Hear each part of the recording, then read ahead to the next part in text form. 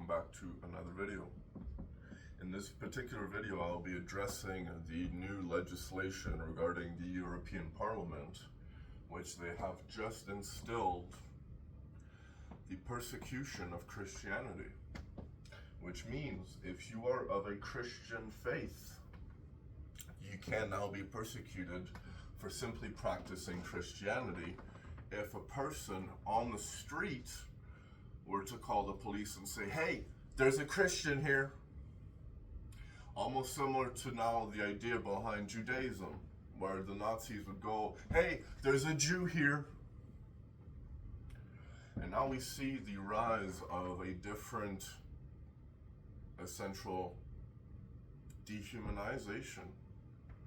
We're simply going to send people to jail for practicing their faith. Sounds like a brilliant idea. Well done, European Parliament. Now, in terms of practicing treason, how about sending people to jail for that? Which, as elected officials, if your values don't stem or reflect the values of your people, and you're being lobbied elsewhere in order to create said values, then we might see an act of treason in this particular case. But now, let's dive into the death of God in Europe. For one, why might that be? Well, we could say Christianity is one of the most vile religions of all. They respect life, they respect women, and they have the ability to say, just keep moving forward if you are faced with struggle. How vile is that? That's disgusting. We should persecute them.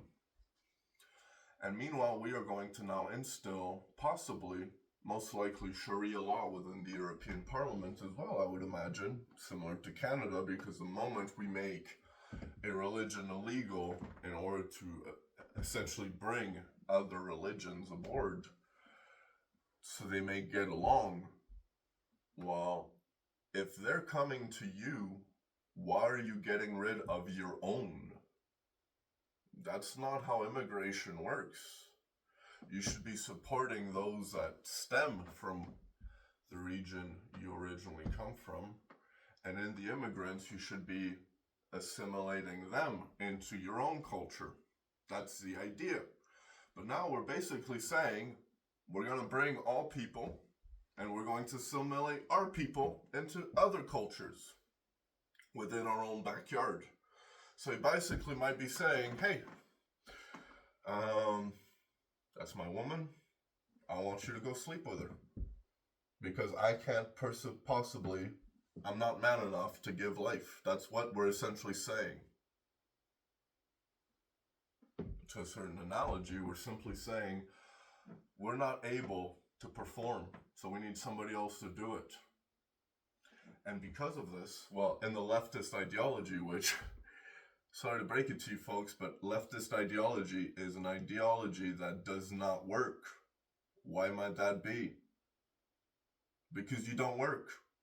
In leftist ideology, the goal is to create a central worker, which the rest of the population get to live for free off of the tax money the essential worker creates, creating universal income for the rest of its people. Brilliant plan. Who's the essential workers going to be? Well, we could say, well, because we don't recognize other cultures or other countries' education levels, the essential workers are now going to be the immigrants we bring in, and we're going to trick them into believing that in coming into our country, we're going to accept them. What we're essentially going to do is we're going to tell them, sorry, your education's not valid here. And because of that, you have to work in trades.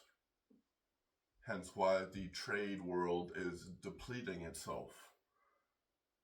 In most countries, most old men that have worked trades their entire life will never have the ability to retire because the youth of said countries are not stepping up to want to essentially, I don't want to have to work.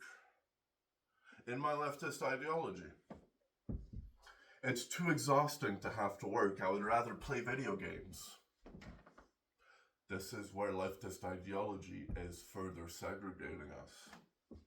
In the idea of creating unity, we might say, in the idea of creating unity, the more we separate or segregate, okay, your group here, your group here, your group here, your group's not accepted here, your group's not accepted there, but we can place you here in these sectors, and essentially we create what is known as a divided unity. You're all part of the same thing. You're technically still divided, but you're all part of the same thing. Now, why might the European Parliament be creating persecution for Christianity? Well, for one, where might they be getting their oil from? Well, some might say that the European Parliament gets their oil from Saudi Arabia. Oh, hold on. What happened in 2022 when Russia invaded Ukraine? Well, a lot of countries veered away from buying oil from Russia in order to essentially starve their economy so they couldn't keep supplying their war. And in the starving of their economy, Russia ended up selling their oil at half a price a barrel to Saudi Arabia. And Saudi Arabia basically acquired about 2/3 to 3/4 of the Russian oil reserve, which they had a lot of oil. A lot of the oil that Russia acquires stems from Venezuela. And now we might see that in the buying of the Russian oil, what does Saudi Arabia do? Well, they go, they don't want to buy Russian oil, but we will. And we'll resell it to them, because the moment we create this break, it's like they completely forgot that that was Russian-owned oil. And now that we bought it at half price, we can sell it full price back to the European idiots, which they will buy thinking, oh, we're not supplying the Russian invasion at this point. Where do you think the Russian oil went to? It went into your nation regardless, which ran its money back to Russia the same regardless. And now in the idea of creating persecution regarding Christianity, in the idea of assimilating a country of place of origin into a coming of another culture. We're assimilating our homeland into another culture. We might see that similar to the story of Canada, where the indigenous were essentially invaded by Catholicism, not Christianity. And now in the idea of lobbying government, what is the purpose of lobbying government?